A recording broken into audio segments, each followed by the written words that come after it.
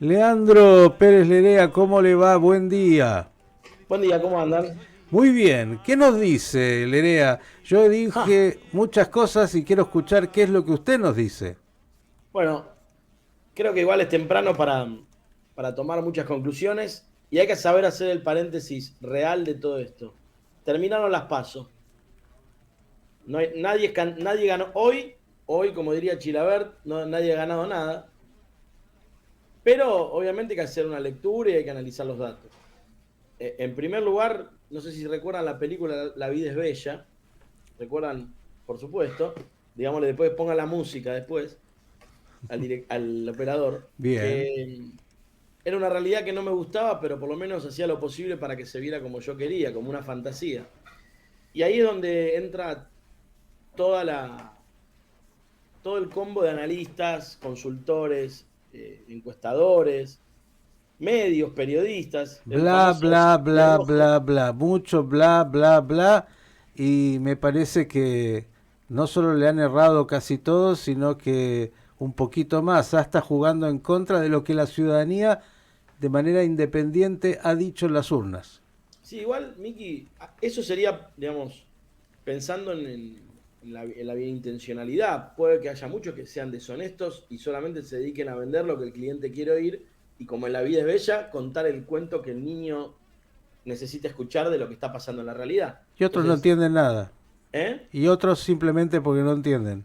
Por eso, hay acción y omisión o impericia o malicia, digamos, ¿no? Ujú. Yo también soy bastante mal pensado a veces y desconfiado para pensar en eso. Es decir, si ustedes ven la campaña de algunos candidatos en la ciudad, ninguna multinacional puede pagar esa cantidad de carteles. O sea, ni Unilever, ni las grandes compañías de la Argentina pueden pagar esa cantidad de carteles. Entonces, son las campañas más ineficientes de la historia. Imaginen si la gran gaseosa cola o el de las hamburguesas del payaso Ronald pusieran esa cantidad de carteles y el gerente de marketing dijera, che, no se está vendiendo nada, pero estamos invirtiendo una fortuna. No, pero bueno, hay que ver el consumidor duro de hamburguesas que está en 3 de febrero. Hay una visión termo, microclima del espejito de la Bella Durmiente, muy aportenizada. Ahí tenés la imagen de la ciudad de Buenos Aires. Y creo que ahí está el primer tema, digamos, tratar de analizar y entender una sociedad desde un punto de vista de microclima. Eso induce a cualquier error. Si yo lo traduzco a lo comercial, ¿no? Y vendo baldes, se supone que recorro bazares o negocios donde venden baldes y conozco qué se vende, quién es mi competencia, cuánto vale la competencia, real. Y yo voy a mi jefe y le digo una cosa u otra, y el jefe, pero no vendo baldes, me echan. Bueno, acá pasó eso. Hablaron, explicaron, operaron, porque tampoco ahí es donde te digo la malicia. Ujú. ¿Por qué habríamos de pensar que hay solo errores? Hay personas que están en los medios opinando de esto hace mucho, que estarían o se declaran insanos o inimputables o fingen demencia, pero no pueden seguir siendo creíbles analizando cosas de las cuales no tienen la menor idea, o sea que no pasan de Palermo a Belgrano sus días. Ujú. Y ese es el primer foco que quiero poner. Ahora, si voy al electorado, votó, es la elección presidencial de menor concurrencia a las urnas en porcentaje desde desde el retorno de la democracia. Ujú. Pongamos ese punto, ¿sí? Y el fenómeno Milley o cualquiera de los votantes encierra muchas cosas. Hartazgo de la clase política, hartazgo de la dirigencia, la perfecta palabra casta, que es un dardo venenoso muy bien puesto, y el hartazgo del discurso frívolo político. No importa el tema, pero la política estaba en la educación sexual, en las banderas trans, en la bicisenda, en la sensibilidad. Basta de Estado, basta. Y la carencia de legitimidad de todos los candidatos. La casta, como diría Milei, no importa de qué partido sea, aún del frente de izquierda, se aseguró la continuidad. Si usted ve las listas, son todos repetidos, todos autopercibidos blancos descendientes de inmigrantes europeos, sin hablar de, digamos, lo digo con uso de razón. En la ciudad de Buenos Aires, que tenés una paleta de crisol de colectividades, el único candidato representando una colectividad, era un candidato a legislador de Guillermo Moreno que se llamaba Kim, que era un coreano. Ahora, después, ni senegaleses, ni paraguayos, ni bolivianos, ni peruanos, ni venezolanos, ni judíos con kipá, no importa, ni musulmanes con kefiá, no importa, no hay esa representatividad. Entonces, las listas cerradas a dedo carecen de una representatividad de origen. Y esa representatividad de origen se paga después. Es como querer vender los baldes que no se venden. Y, y ahí entra el juego de los consultores, analistas. Pero si uno analiza la campaña de Larreta, fue la campaña más cara e ineficiente de la historia publicitaria argentina, ¿no? Quiero tomar varios de los temas que has planteado. Obviamente pienso que hay ese 30% de ausentismo que va a ser clave en lo que va a ser la definición de las elecciones presidenciales. Habrá que ver quién capta, si capta a ese porcentaje. Y viene también la dificultad, entre otras cosas, de Patricia Bullrich, que en algún lugar tiene un discurso bastante cercano a lo que es Milei. Pero quiero ir a específicamente lo que has dicho, ¿no? Por un lado, el triunfo de Patricia Bullrich frente a Rodríguez Larreta, que realmente fue aplastante. Nadie ni siquiera preveía un triunfo de esa magnitud, casi 7 puntos, enorme. Y por otro lado, ya que hablaste de la ciudad, el triunfo también, pero muy, muy exiguo, de Jorge Macri sobre Martín Lustó. Mira, te voy a dar un número que hoy salió publicado en el Gran Diario Argentino. Mira, dice, a ver, Todavía no publiqué nada, pero dale. mira, la participación en la ciudad fue del 62,42%. En las PASO del 2019 fue del 76%. En las PASO. Para que recuerden, en las PASO, en la general del 2019 fue del 81%. Por lo que, ¿qué quiere decir con esto? Todavía hay mucha gente que no votó. No sé a quién va a votar, pero todavía hay mucha gente que no votó. El espectáculo dantesco de la elección de ayer, de armar una elección concurrente, es de un nivel de desconexión total con la realidad. Y la cantidad de gente que se iba por problema técnico, por esto, por aquello, por lo otro, innecesario realmente. No, yo no sé si el voto electrónico es mejor o es peor. Discutámoslo en otro momento. Pero la concurrencia electoral es de una malicia que uno dice, uno veía en la fila la cantidad de gente que se iba, que no votaba. Entonces, ahí hay todo un dime y direte. Después el fenómeno Milei es para analizar, ganó en 16 provincias, ganó en La Rioja, digamos, ganó en Córdoba. Todos los pronósticos que tenían que ver con eso hablan de un hartazgo del statu quo político, del político explicándole a los ciudadanos lo que tiene que hacer, de imponiendo el político desde una bicisenda hasta impuestos para después veamos la cantidad de vuelos en aviones privados, digamos. Hay un hartazgo y ese es el logro de Milei, finalmente, y está reflejado en los votos, es haber marcado el gasto público, el costo político de la política en sí, al punto que corrió el eje de discusión, en viejos términos de izquierda y derecha, a la centro-derecha. Por eso la izquierda perdió también cualquier cantidad de votos. Pasa, el frente de izquierda pasa las PASO, pero digamos, con lo justo y sin nada para reivindicar, y no desmerezcamos también en lo que tiene que ver con que el kirchnerismo salió tercero, con que Massa, digamos, si uno quiere un símbolo del hartazgo del statu quo de la política, es que perdió pose en San Isidro. Leandro, yo venía diciendo que en realidad hay algo también de las categorías que se aplicaba siempre a la política tradicional, los aparatos, los partidos, que hoy parecería cada vez más son permeables y que el votante no responde. Viste que algunos decían, bueno, ¿y qué pasó con el voto de los gobernadores? Bueno, los ciudadanos votaron por sus gobernadores, los que querían, pero por otro lado, cuando llega el voto a nivel nacional, hacen lo que quieren. Los votos son de los ciudadanos. Me parece que es algo que cada vez más los ciudadanos vienen marcando, y el fenómeno de Milei, le agrego algo más, incluso además de ser antisistema, ha logrado algo muy interesante en las últimas semanas. Milei cierra su campaña, por ejemplo, sin la presencia de los medios tradicionales, sin que saliera por todos los canales de televisión. De hecho, los medios en el último tiempo y los analistas venían de alguna forma diciendo, no, Milei se ha caído, se ha caído, se ha caído, casi como para decirle al ciudadano, bueno, no tengas expectativa de andar por otro lado, y con todo eso en contra, bueno, resulta la fuerza que finalmente fue más votada, ¿no? Bueno, pero ahí hay una cosa que nosotros en privado hablamos mucho, que sabes que nos apasiona el tema, es también analizar qué penetración o qué interés generan los medios. Digamos, Ujú, Milei es un candidato que en términos antiguos no salió en la tapa de ningún diario durante toda la campaña.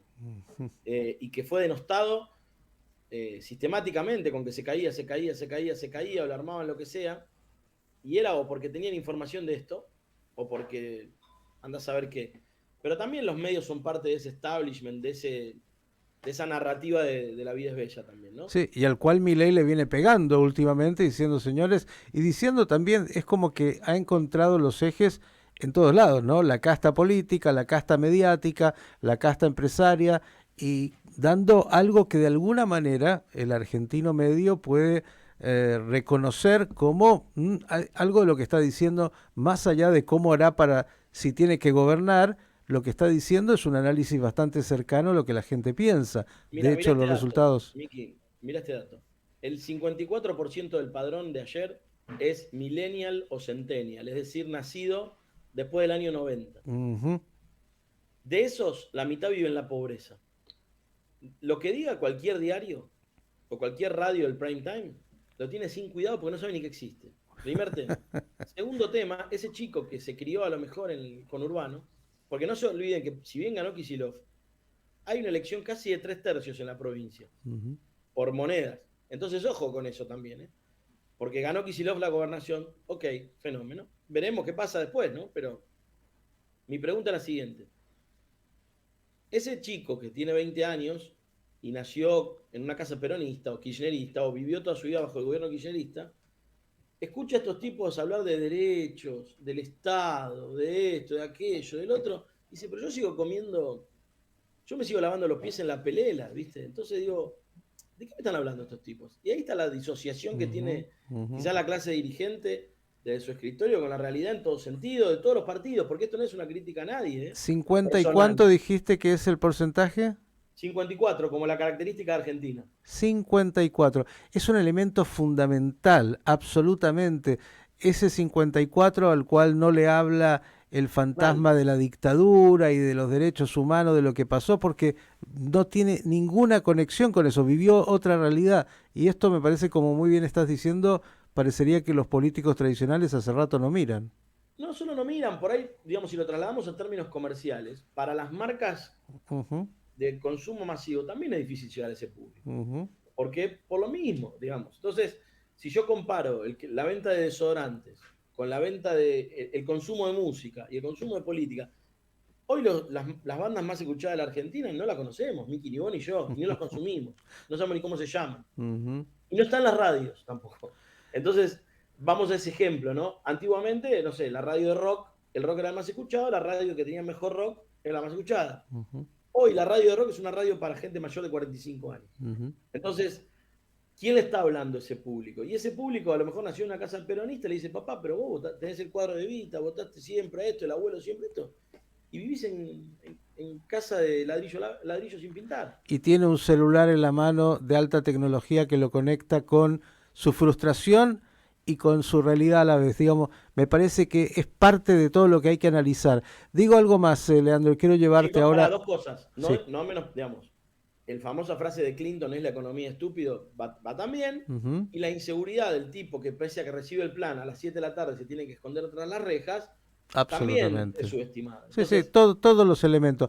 Te llevo ahora al desafío que viene, porque eh, en esta realidad el planteo es qué es lo que va a pasar. Digo, recién Gabriel Slavinsky decía, si Milei lograra captar parte del ausentismo, incluso puede llegar a ganar en primera vuelta. Por otro lado, está la pregunta de, ¿será Bullrich? ¿Será Massa si hay segunda vuelta? ¿Y qué chances tienen en una segunda vuelta? ¿El escenario cuál es, de acuerdo a tu mirada, el que se puede dar? mira, lo que pasa es que siguiendo la línea de lo que decía Gaby, lo que yo también digo es, hasta acá se dio una película, primer capítulo, segundo tiempo, empecemos de cero ahora. borrón y cuenta nueva. Hay mucho voto, o sea, la votación estadísticamente con mayor concurrencia a la democracia, Alfonsín en el 83. La segunda, Macri en las generales del 2019. Y para llegar ahí hay todavía 16 o 15 puntos más o menos. Todo puede pasar. Si vos me haces todos los escenarios, todos son viables. Ahora, entre las PASO y las generales del 2019, la Baña perdió 500.000 votos. Empieza a aparecer el voto útil. El que no votó, el que se asustó, dice, che, yo lo voté a Milei para hinchar la guinda, pero no, yo en realidad voy a votar a Bullrich porque estoy dando un mensaje, suponete. Conozco muchos en ese estilo. Es tan variopinta la cantidad de cualidades de votantes que hay que es muy difícil envasarlo en un envase de 2,5 litros. Probablemente sean muchas latitas que hay que ver a dónde golpean. ¿Y qué termina pasando? ¿Qué hacen los gobernadores para repuntar? Porque hay muchos gobernadores que están dando explicaciones en la Rosada, hoy. Menos Infran y Capitanich, están todos dando explicaciones. Incluso Morales en Jujuy perdió. Entonces, ojo al piojo, hay que ver qué pasa en Córdoba. Creo que Schiaretti es el primero que se diluye, sin dudas. Y todo el aparato, vos antes hablabas del aparato, ¿no? Hay un mapa del resultado de las votaciones por color, y entonces en un tuit dice, no, la UCR aporta el aparato, y no hay ninguna provincia que haya ganado la UCR. Entonces, la política tradicional está muy metida en su propio métier y, digamos, en algún momento le toman la Bastilla y no se termina dando cuenta. Que va a ser interesante, que es aún impredecible, absolutamente, y que me parece los ciudadanos vienen diciendo de alguna manera, ¿no? Lo siento así, yo no soy de nadie, soy de mí mismo y voto de acuerdo a lo que pienso en el momento que tengo que ir a votar. Viste, perdón, te puedo agregar algo ahí. En las últimas semanas vimos mucho, dentro de Juntos por el Cambio, que Vidal apoya a Horacio, todas declaraciones que demostraron ser inocuas. Es decir, ¿qué es lo que aporta Vidal o qué es lo que aporta, no importa por Vidal, lo que aporta Monzó, lo que aporta Pichetto, finalmente termina siendo una visión política errada de creer que porque tengo este político, o sea, fijemos, del 2019 acá, Spert licuó todo su capital político. Tenía 1.000.000 de votos casi en el 2019, no me acuerdo ya el número, 1.100.000. ¿Y dónde está ese 1.100.000? No ganó ni su propia boleta. Pichetto no ganó ni su propia boleta. Y sí, Patricia, a diferencia de Horacio, por ahí te podría decir, sí caminó mucho más la calle. Nos guste o no, digamos, sí fue por la calle, sí estuvo más de cara a la gente con una militancia más real. Habrá que ver igual todo lo que pasa, pero hoy técnicamente estamos en 3/3. No hay nada que vos digas, este ganó. Hoy es todo posible. Leandro, esto nos va a dar la oportunidad de en estos 60 días divertirnos un buen rato escuchándote y pensando, viendo cómo se van moviendo las fichas y claro, es esto, administradores, porque sería bueno que los que están ahí, que parece que se juegan el destino, claro, el de ellos, entiendan que lo que vienen a hacer es a tratar de administrar mejor lo que es lo de todos y eso es lo que seguramente los ciudadanos están pidiendo y por eso que algún discurso pega más frente justamente al hartazgo de aquello que no está haciendo bien hace ya mucho a la ciudadanía. Gracias y hasta la próxima. Chau, chau. Leandro Pérez Lerea, ayudándonos a pensar, ¿no?, sobre lo que es y ha pasado y lo que puede venir.